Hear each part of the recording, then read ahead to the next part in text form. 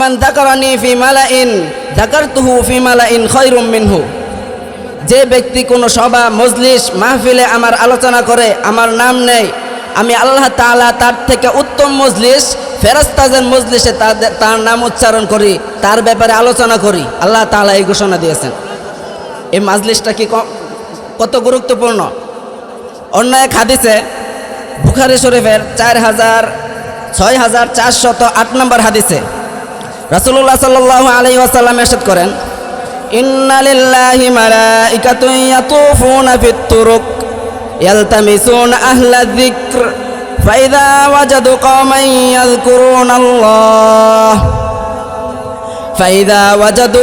কওমান ইয়াযকুরুনাল্লাহ তানাদাউ হালুম্মু ইলা হাজাতিকুম ফায়ুওয়াফুহুম বিআজনিহাতিহিম ইলাস সামাঈদ দুনিয়া। রাসূলুল্লাহ সাল্লাল্লাহু আলাইহি ওয়াসাল্লাম বলতেছেন, আল্লাহ তাআলা নির্দিষ্ট কিছু ফেরেশতার দল আছে, কিছু ফেরেশতা আছে। ওই ফেরেশতারা দুনিয়ার পথঘাটে রাস্তাঘাটে ঘোরাফেরা করে আর তালাশ করতে থাকে আল্লাহ তাআলার কোন বান্দারা একত্রিত হইয়া কোন মজলিসে একত্রিত হইয়া আল্লাহ তাআলার গুণগান গাইতেছে, আল্লাহ তাআলার জিকির আজগার করতেছে। ওই মজলিসগুলোকে তালাশ করতে থাকে।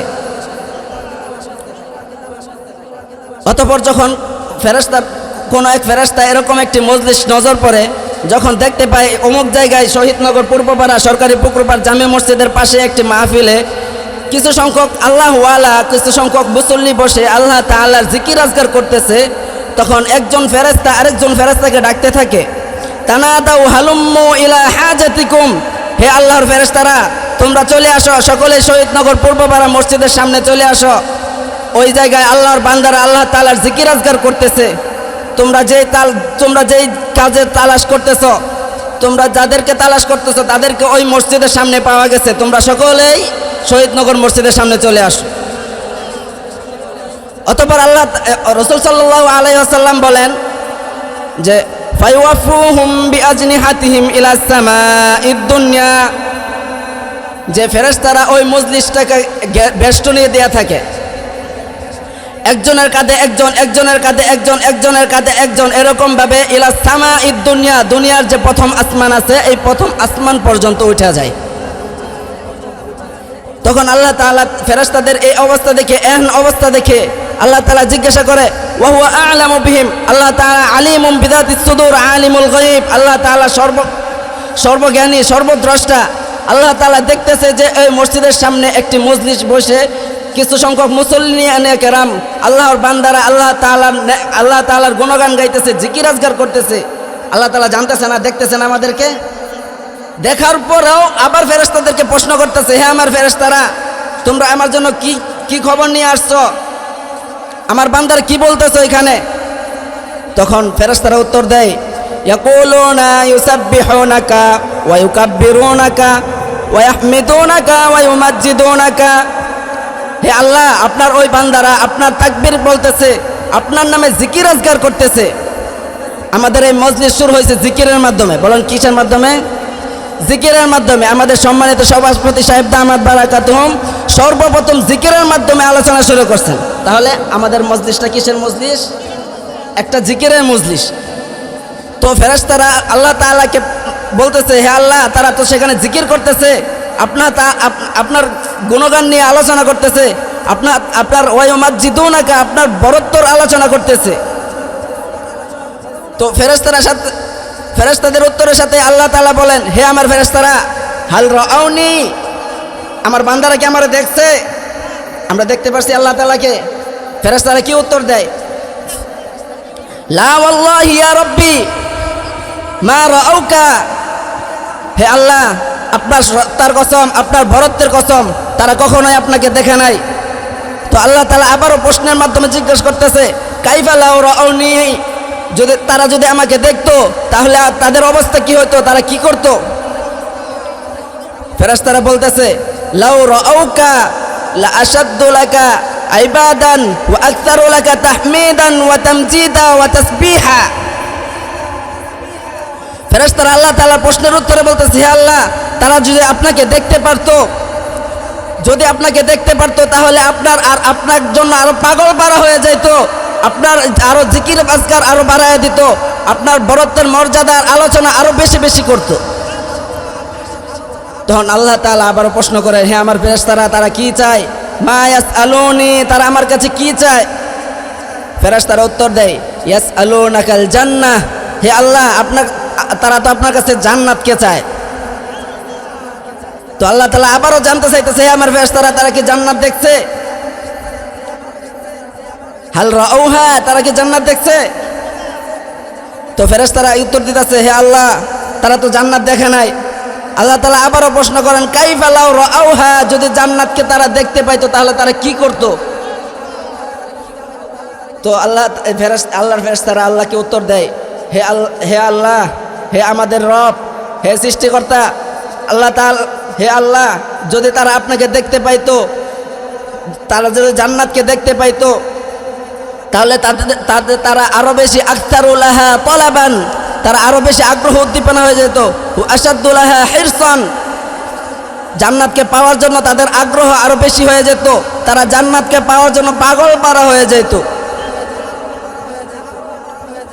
তো আল্লাহ তাআলা আবারও বলে, তারা কি থেকে বাঁচতে চায়, তারা আর কি চায় আমার কাছে? ফেরেশতারা উত্তর দেয়,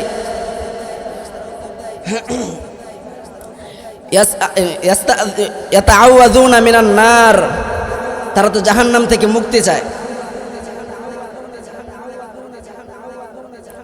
আল্লাহ তাআলা আবারও জিজ্ঞেস করে, হে আমার ফেরেশতারা, তারা কি জাহান্নামকে দেখছে? হাল রাউহা, তারা কি জাহান্নামকে দেখছে? তখন ফেরেশতারা উত্তর দেয়, লা ওয়াল্লাহি ইয়া রাব্বি মা রাউহা আবাদান, হে আমার রব, হে আমাদের রব, আপনার সত্তার কসম, আপনার বরত্বের কসম, আপনার মর্যাদার কসম, তারা কখনোই জাহান্নামকে দেখে নাই। আল্লাহ তাআলা জানতে চাইলো, হে ফেরেশতারা, যদি তারা জাহান্নামকে দেখতে পাইতো তাহলে কি করত? তখন ফেরেশতারা উত্তর দেয়, হে আল্লাহ, তারা যদি জাহান্নামকে দেখতে পাইতো, ওয়া আশাদ্দু মিনহা ফিরারা, তারা জাহান্নাম থেকে আরো বেশি পলায়ন করত, আপনার কাছ থেকে আরো জাহান্নাম থেকে আরো বেশি বাঁচার চেষ্টা করত, যারা জাহান্নাম থেকে পলানোর চেষ্টা করত। তো আল্লাহ তাআলা যখন এই বিষয়টা খেয়াল করছে, আল্লাহ তাআলা যখন দেখতেছে যে আমার বান্দারা আমার বরত্বের আলোচনা করতেছে, আমার জিকির আজকার করতেছে, আমার কাছে জান্নাতকে চায়, আমার থেকে জাহান্নাম থেকে মুক্তি চায় আমার কাছে, তখন আল্লাহ তাআলা ফেরেশতাদেরকে সাক্ষী রেখে বলতেছেন, ইয়া মালাইকাতি আন্নী উশহিদু লাকুম আন্নী কদ গফারতু লাকুম, হে আমার ফেরেশতারা, তোমরা সাক্ষ্য থাকো, আমি তাদেরকে মাফ করে দিলাম, ওই মজলিসে যারা আছে সকলকে মাফ করে দিলাম, জাহান্নাম থেকে মুক্তি দিয়া দিলাম এবং চিরস্থায়ী জান্নাত দিয়া দিলাম। এখন কোন ফেরেশতা আবার বলতেছে, ফুলানুন লাইসা ফিহিম, হে আল্লাহ, অমুক অমুক বান্দা তো তাদের অন্তর্ভুক্ত নয়, আমরা ওই মজলিসে যাদের সংবাদ নিয়ে আসছি আপনার কাছে তারা সকলেই তো ওই মজলিসের অন্তর্ভুক্ত নয়।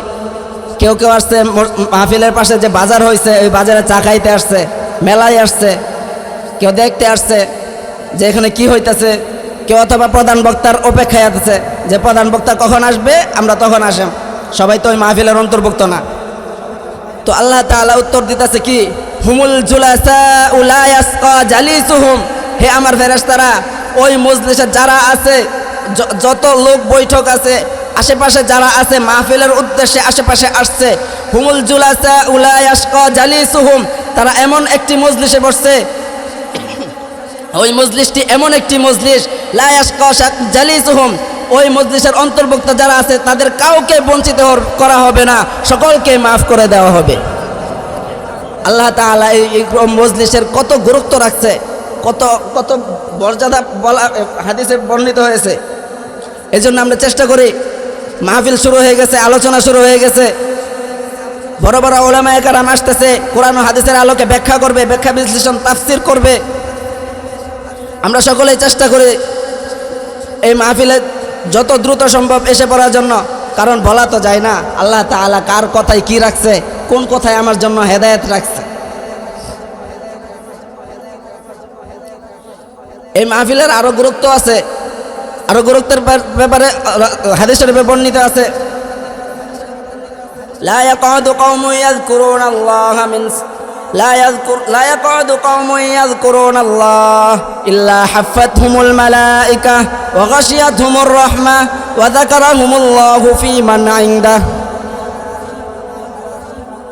কোন কওম কোন জাতি যদি কোন মজলিসে বসে আল্লাহ তাআলার জিকির আজকার করে, আল্লাহ তাআলার বরত্বের আলোচনা করে, ওই কওমের উপর ওই মজলিসের উপর আল্লাহ তাআলার ফেরেশতারা অবতীর্ণ হয়, ওই মজলিসের উপর আল্লাহ তাআলার বিশেষ রহমত নাজিল হয়, বিশেষ সাকিনা অবতীর্ণ হয়। ওই মজলিসে যারা আছে ওই মজলিসে তাদেরকে নিয়ে আল্লাহ তাআলা আলোচনা করতে থাকেন। আল্লাহ তাআলা ফেরেশতাদের মজলিসে তাদের ব্যাপারে আলোচনা করতে থাকেন। কতটা গুরুত্ব বোঝানো হয়েছে একটা মজলিসকে। প্রত্যেকটা মজলিসে হাদিস শরীফে আছে আল জালসাতু খায়রুম মিনাল ওয়াহদা ওয়াল ওয়াহদাতু খায়রুম মিন জালিসিস সু। প্রত্যেক একক ব্যক্তি হইতে দুইজনের একটি মজলিস উত্তম। প্রত্যেক একক ব্যক্তি হইতে একটি মজলিস উত্তম। কি জন্য বলা হয়েছে? ফাজাইলে কোরআনের আমরা ফাজাইলে নামাজের বিভিন্ন হাদিসে বর্ণিত আছে যে প্রত্যেক চারজনের নামাজ, প্রত্যেক চারজনের আলাদা আলাদা নামাজ, দুইজনের আলাদা আলাদা নামাজ উত্তম। প্রত্যেক চারজনের পৃথক নামাজ, দুইজনের জামাত উত্তম। চারজনের জামাত, আটজনের পৃথক পৃথক নামাজ অপেক্ষা উত্তম। এরকমভাবে 8 জনের জামাত 16 জনের জামাত অপেক্ষা উত্তম। এরকমভাবে হাদিস শরীফের বিভিন্ন জায়গায় বিভিন্ন হাদিসের মাধ্যমে এই মজলিসগুলার প্রত্যেক জমায়েতের আল্লাহ তাআলার ফিকিরওয়ালা প্রত্যেক জমায়েতের ব্যাপারে এরকম গুরুত্ব বলা হয়েছে, এরকম পুরস্কারের কথা বলা হয়েছে। হযরত মুসা আলাইহিস সালাম তাফসীরের কিতাবে বর্ণিত আছে, হাদিসে বর্ণিত আছে, হযরত মুসা আলাইহিস সালামের জামানায় খরা পড়ছে, অনাবৃষ্টি দেখা দিছে। এরকম পরিস্থিতি হয়েছে যে বৃদ্ধরা কষ্টে পড়ে গেছে, শিশুরা হাহাকার শুরু করেছে পানির জন্য, আবহাওয়া গরম হয়ে গেছে, আবহাওয়া একটু ঠান্ডা হওয়ার জন্য হাহাকার শুরু করে দিছে, অসুস্থরা আরও বেশি কষ্ট হয়ে গেছে, পশু পাখিরা পর্যন্ত চিৎকার করতেছে পানির আশায়, তীব্র গরম থেকে বাঁচার আশায়, কিন্তু বৃষ্টি হচ্ছে না। হযরত মুসা আলাইহিস সালামের সাথী বিন্দুরা তার কাছে আবদার করছে, হে আল্লাহ নবী, আপনি তো আল্লাহর পয়গম্বর, আল্লাহর সাথে কথা বলেন, আল্লাহ আপনার কাছে কিতাব অবতীর্ণ করছে, আপনি আমাদের জন্য দোয়া করেন যাতে আল্লাহ আমাদেরকে বৃষ্টি দেয়, আমাদেরকে বৃষ্টির পানি দিয়ে সিঞ্চিত করে, এই গরম থেকে মুক্তি দেয়, আমরা পিপাসার পানি পাইতেছেন, আমাদেরকে পানি দান করে। তো মুসা আলাইহিস সালাম এক পর্যায়ে সকল তার যত সাথী আহবাব আছে ওই জামানার প্রায় 70,000 লোক নিয়ে একটা মজলিসে বসে দোয়া করতেছে বৃষ্টির জন্য। বৃষ্টির জন্য দোয়া করতেছে, ইস্তেগফার করতেছে, আল্লাহ তাআলার করুণা চাইতেছে, বৃষ্টি চাইতেছে। তো আল্লাহ তাআলা ওহির মাধ্যমে মুসা আলাইহিস সালামকে জানাই দিয়েছে, হে মুসা, তোমার মজলিসে তো এমন একজন ব্যক্তি আছে যে 40 বছর পর্যন্ত আমার নাফরমানিতে লিপ্ত আছে, 40 বছর পর্যন্ত জেনায় লিপ্ত আছে। ওই নাফরমান যে পর্যন্ত ওই মজলিসে থাকবে ততক্ষণ পর্যন্ত আমি তোমার দোয়াকে কবুল করব না। তো মুসা আলাইহিস সালাম বলতেছে, আল্লাহ আমি এখন কি করতে পারি? তখন আল্লাহ তাআলা বললেন যে তুমি তাকে উঠায়া দাও, ওই গুনাহগারকে উঠায়া দাও। মুসা আলাইহিস সালাম জানতে চাইলো যে আমি ওই গুনাহগারকে কিভাবে চিনবো, কিভাবে আহ্বান করব 70,000 লোকের মধ্যে। তো মুসা আলাইহিস সালামকে আল্লাহ তাআলা বললেন যে তুমি বলো যে কোন নাফরমান আছো যে 40 বছর পর্যন্ত নাফরমান করতেছো, আমার আল্লাহর খাইতেছো, আল্লাহর দেওয়া পড়া পড়তেছো, আল্লাহ তাআলার দেওয়া রিজিক আহরণ করতেছো, কিন্তু 40 বছর পর্যন্ত আল্লাহ তাআলার নাফরমানি করতেছো। এই ব্যক্তি কে আছো, এখান থেকে উঠে যাও, এই মজলিস থেকে উঠে যাও, তাহলে আল্লাহ তাআলা আমাদেরকে বৃষ্টি দান করবেন, আমাদের দোয়াকে কবুল করবেন। এই মুসা আলাইহিস সালাম ঘোষণা করতেছেন 70,000 লোকের মধ্যে, হে আমার কওম, তোমাদের মধ্যে এমন গুনাহগার কে আছো যে 40 বছর পর্যন্ত গুনায় লিপ্ত আছো, তাই সে উঠে যাও, তুমি নিজে নিজে জানো, তুমি উঠে যাও, তুমি উঠে যাওয়ার মাত্রই আমাদের দোয়া কবুল হবে, তুমি থাকলে আমাদের দোয়া কবুল হবে না। এরকমভাবে ডাকতেছে। গুনাহগার তো বুঝতে পারছে যে আর কেউ নয়, ওই লোকটা তো আমি, 40 বছর পর্যন্ত আমার মাহবুতের নিয়ামত ভক্ষণ করতেছি, আমার মাহবুতের রিজিক খাইতেছি, তারপর আমি তার গুনাহ করতেছি, ওই লোকটা আমি ছাড়া আর কেউ নাই। তখন সে কি করবে, পেরেশান হয়ে গেছে। 70,000 লোকের মধ্যে থেকে সে উঠে যায়, তাহলে 70,000 লোক তাকে দেখবে যে উমুকে গুনাহগার। আমরা হইলে কি করতাম? উঠে যাওয়ার সাহস কারো নাই, কারণ এখানে তার আত্মীয় স্বজন আছে না, মা বাবা, ভাই বেড়াদার আছে না, তারা দেখতেছে না যে উমুক গুনাহগার, আমার ভাই দেখতেছে আমার ভাই গুনাহগার, বাবা দেখতেছে আমার ছেলে গুনাহগার, ছেলে দেখতেছে আমার পিতা গুনাহগার। কে উঠে যাইবে? ওই লোক চিন্তিত হয়ে গেছে, চিন্তিত হইয়া কান্নাও করতে পারতেছে না, কান্না করলে সবাই দেখে ফেলবে আমি গুনাহগার। তখন সে মনে মনে তওবা করলো, হে আমার মাবুদ, আমি 40 বছর পর্যন্ত আপনার গুনাহ করতেছি, 40 বছর পর্যন্ত আপনার নিয়ামত ভক্ষণ করার পরেও আমি আপনার নাফরমানি করতেছি। আপনি জানেন, আর কেউ জানে না, আপনি কাউকে জানান নাই। আজকে 40 বছর পরে এসে আপনার এটা জানানোর প্রয়োজন হয়েছে। হে আমার মাবুদ, 40 বছর পর্যন্ত আপনি গোপন রাখছেন। এই গুনাহের কথা যদি আমার মা জানতো, আমাকে আমার মা থেকে পৃথক করে দিত। আমার বাবা যদি জানতো, বাবা আমাকে ছেলে হিসাবে পরিচয় দিত না, আমাকে ত্যায্য পুত্র করে দিত। আমার ছেলে যদি জানতো, আমার থেকে পৃথক হয়ে যেত।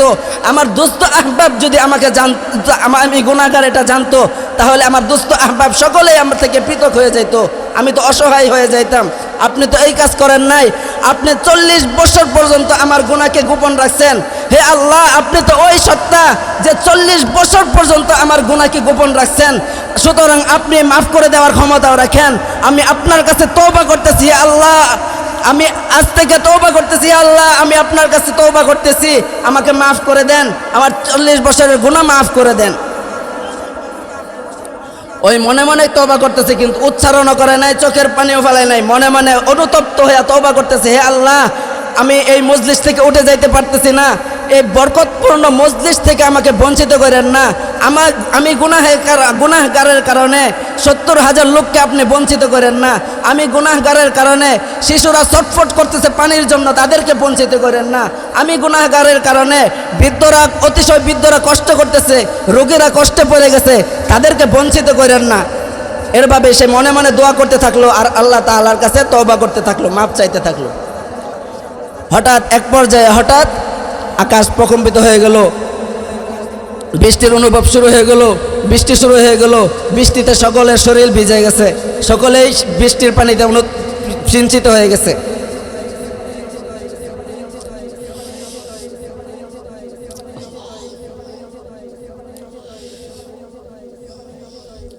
মুসা আলাইহিস সালাম যখন এই বৃষ্টির কাহিনী দেখলেন, যে কেউ তো উঠে যায় না, 70,000 লোক ছিল এখানে, 70,000 লোকই বসে আছে, কেউ উঠে যায় নাই, তারপরও আল্লাহ তাআলা বৃষ্টি দিয়ে দিছে।